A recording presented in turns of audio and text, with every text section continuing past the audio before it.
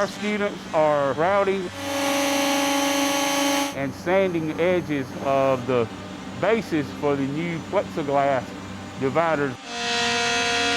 We're going to be doing thousands of these pieces, and our building construction students have started working on it, and we set up 9 sanding stations and 2 routing stations, try to set it like a production line.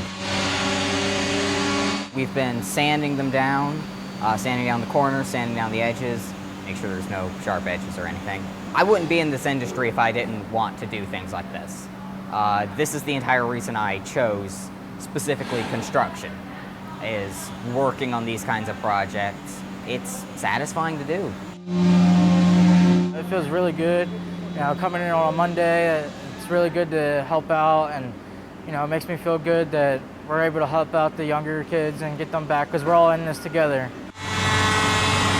One of our first year building construction students said the best thing about it, he said, we're giving back to the community. He said, I'm also giving back to my family.